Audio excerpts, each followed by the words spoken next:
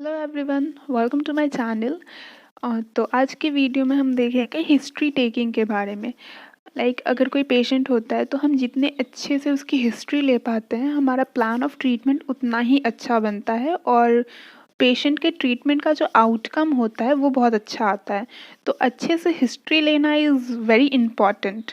तो उसके लिए हम सीरीज़ कैसे कैसे हिस्ट्री लें, पहले क्या पूछें बाद में क्या पूछें, इसका एक सीरीज़ याद करने में थोड़ा मुश्किल हो जाता है। तो for this I have a mnemonic, जिसको कि कहते हैं SOAP। S is for subjective, O for objective, A for assessment, P for plan of treatment।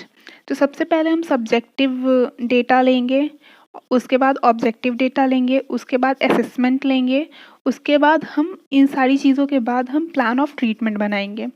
तो सबसे पहले हम डेमोग्राफिक डेटा ये तो लेना ही होता है। उसमें हम पूछते हैं name, father's name, age, gender, marital status, occupation, address and date of admission. Demographic data के बाद हम सब्जेक्टिव पे आते हैं। सब्जेक्टिव में हम पूछते हैं प्रेजेंट कंप्लेन, जिसमें कि पेशेंट को जो कंप्लेन है, पेशेंट जिस प्रॉब्लम के साथ आए हैं आपके पास, वो लिखते हैं यहाँ पर प्रेजेंट कंप्लेन में।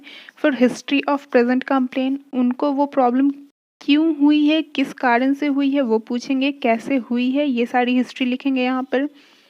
फिर पास्ट मेडिकल हिस्ट्री, इसमें क्या पहले से उनको कोई डिसऑर्डर है या फिर कोई प्रॉब्लम है, ये जानेंगे। पास्ट सर्जिकल हिस्ट्री, क्या कोई सर्जरी हुई है पेशेंट की पहले कोई भी। फिर ट्रीटमेंट हिस्ट्री, क्या वो कोई दवाई ले रहे हैं किसी भी प्रॉब्लम से रिलेटेड या फिर कोई भी दवाई, ये जानेंगे। फिर फैमिली हिस्ट्री, क्या उनको जो प्रॉब्लम है अभी वो उनके फैमिली में पहले भी किसी को हुआ है, ये पूछेंगे। फिर है सोशियो इकोनॉमिक हिस्ट्री, इसमें क्लास ऑफ द फैमिली पूछते हैं, वो लोअर क्लास से बिलोंग करते हैं, मिडिल क्लास से या फिर हायर क्लास से, कौन से क्लास से बिलोंग करते हैं। फिर आता है ऑब्जेक्टिव इवैल्यूएशन, इसमें हम पेशेंट को जो प्रॉब्लम हो रही है उसके डिटेल्स के बारे में पूछते हैं। जैसे कि पेशेंट को जो पेन हो रहा है वो कब होता है, दिन में, सुबह में होता है या फिर शाम में होता है या फिर हर टाइम होता है, ये पूछेंगे। पेन का टाइप कैसा होता है, फ्रीक्वेंसी मतलब बहुत ज़्यादा इंटेंस होता है या फिर माइल्ड रहता है, नॉर्मल रहता है, ये पूछेंगे। नेचर ऑफ पेन, कैसा पेन होता है उनको, एक्किंग, बर्निंग, क्रैम्पिंग, क्रशिंग, शार्प, मतलब किस तरीके का पेन होता है, चुभने वाला होता है या फिर नॉर्मल पेन होता है, वो पूछेंगे। फिर हमारे पास दो स्केल होते हैं, NPRS और VAS। इसमें हम रेटिंग करवाते हैं पेशेंट से। जैसे कि NPRS जो पेन ये स्केल होता है, न्यूमेरिकल पेन रेटिंग स्केल कहते हैं इसको।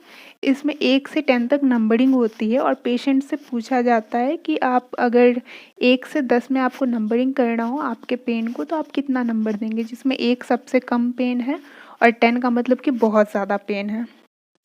और VAS विजुअल एनालॉग स्केल, ये बच्चों के लिए होता है। इसमें डिफरेंट डिफरेंट फेसेस बने होते हैं और पेशेंट मतलब जो बच्चा है उसको उसके पेन को एनालाइज करके उसके फेशियल एक्सप्रेशन से पता करते हैं हम कि उसको कितना पेन है। उसके बाद हम एग्रोवेटिंग फैक्टर देखेंगे, मतलब कि किस तरीके से उनका पेन ज़्यादा फील होता है उनको। जैसे कि अगर हम उनका हाथ फ्लेक्शन में रखते तब ज़्यादा हो रहा है या फिर एक्सटेंशन में रखते तब ज़्यादा हो रहा है, इस तरीके के फैक्टर्स को देखेंगे कि कौन से फैक्टर के कारण पेन ज़्यादा हो रहा है।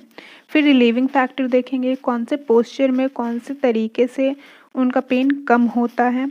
फिर इंस्पेक्शन करेंगे हम, कोई स्वेलिंग तो नहीं है, इरिथमा, जॉइंट डिफॉर्मिटी या फिर मसल वेस्टिंग कुछ तो नहीं है। फिर वाइटल साइंस हम लोग देखेंगे कि BP उनका कितना है, रेस्पिरेशन रेट कितना है, पल्स रेट कितना है, टेम्परेचर कितना रहता है। उसके बाद रेंज ऑफ मोशन देखेंगे, गेट देखेंगे नॉर्मल है या फिर कोई डिफेक्ट है, कोई प्रॉब्लम है। फिर न्यूरोलॉजिकल टेस्ट देखेंगे, उसमें डर्मेटोम्स, मायोटोम्स, रिफ्लेक्सेस, ये सारा चेक करेंगे। उसके बाद हम बेसिक ऑर्गन सिस्टम्स जो होते हैं उसके बारे में जानेंगे। सबसे पहले ऑर्गन सिस्टम जैसे कि पल्मोनरी सिस्टम, पल्मोनरी सिस्टम में देखेंगे कफ तो नहीं आ रहा है, स्पूटम, कलर, हेमोप्टाइसिस ऐसा कुछ तो नहीं है।